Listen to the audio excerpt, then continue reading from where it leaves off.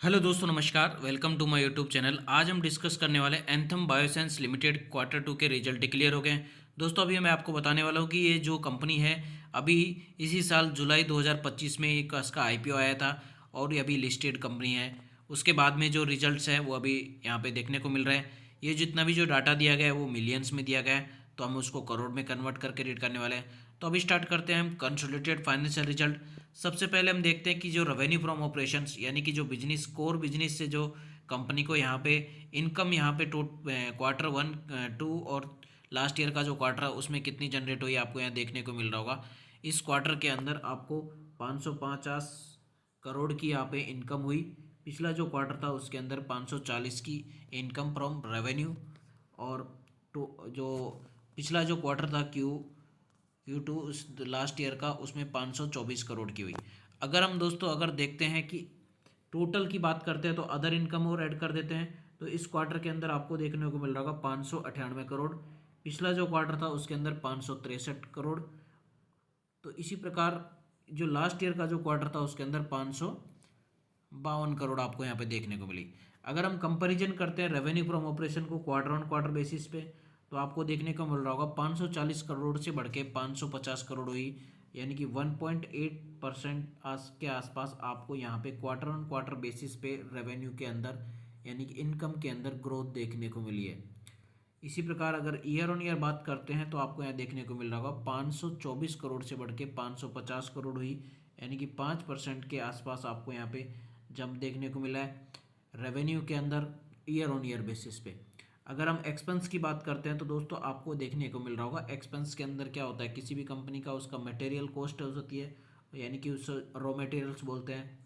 Change in inventory finishing goods, ये item ये होता है दोस्तों कि कोई भी कंपनी है वो अपना जो सामान है बना तो चुकी है, लेकिन यानी कि बनाने के ऊपर उसके ऊपर पूरा खर्चा तो कर चुकी है, लेकिन अभी वो स्टॉक्स में पड़ा है, यानी कि अपनी स्टोर में पड़ा है और उसको अभी बेचा नहीं है, बट इसको क्या है कंपनी खर्चे में ज़रूर ऐड करती है। इसी प्रकार एम्प्लॉय बेनिफिट कॉस्ट होते हैं, जितने भी एम्प्लॉय उनको सैलरीज वगैरह होती है। फाइनेंशियल कॉस्ट होते हैं जितना चलाने के लिए। और ये डेप्रिसिएशन अमोर्टाइजेशन एक्सपेंसेस होते हैं, जैसे कोई मशीन्स वगैरह है, ये बिल्डिंग्स है, तो उनकी जो एज लिमिट्स है या फिर जिनकी एज क्राइटेरिया वो डिग्रेडेशन होती रहती है। अदर एक्सपेंस में छोटे मोटे जो मिसलेनियस एक्सपेंसेस होते हैं वो इसके अंदर इंक्लूड किए जाते हैं।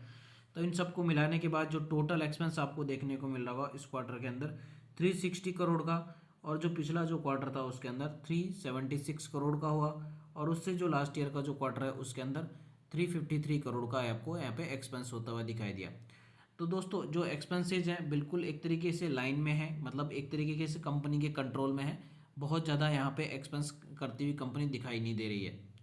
इसी प्रकार प्रॉफिट बिफोर टैक्स, यानी कि जो टैक्स देने से पहले अगर हम प्रॉफिट की बात करते हैं तो आपको देखने को मिल रहा होगा 229 करोड़ का।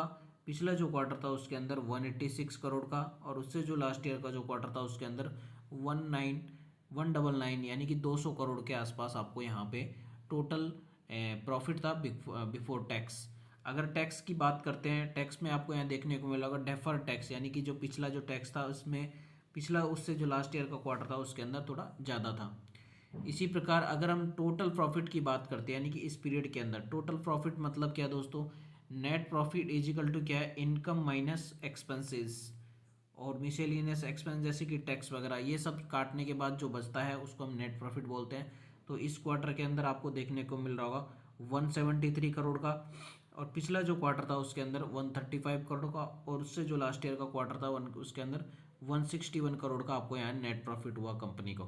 कंपैरिजन में देखने को मिल रहा है कि 135 से बढ़ के 173 हुआ, यानी कि आपको मिल रहा होगा 28% के आसपास ईयर ऑन ईयर बेसिस पे नेट प्रॉफिट के अंदर, sorry quarter on quarter basis पे नेट प्रॉफिट के अंदर जंप देखने को मिला है। ईयर ऑन ईयर बेसिस पे कंपैरिजन करते हैं तो आपको देखने को मिल रहा होगा 161 से बढ़ के 173 हुआ, यानी कि आपको 7% के आसपास आपको यहाँ पे ईयर ऑन ईयर बेसिस पे जंप देखने को मिला है नेट प्रॉफिट के अंदर।